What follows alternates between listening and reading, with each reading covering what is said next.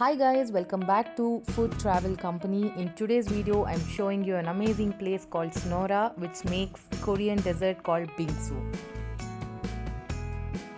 So all the K-pop and K-drama lovers out there should definitely visit this place in Bangalore to taste some bingsu.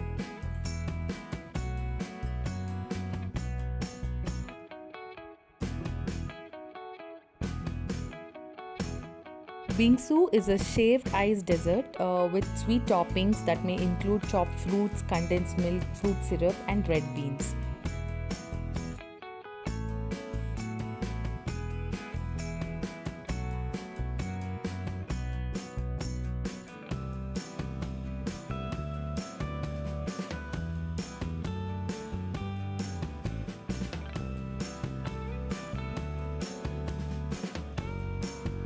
We had ordered for a strawberry bingsu and I really loved it.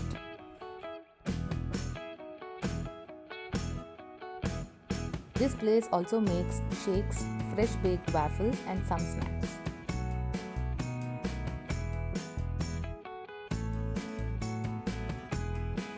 I hope you guys will visit this place and love this Korean dessert bingsu. Thanks for watching this video. Have an amazing day.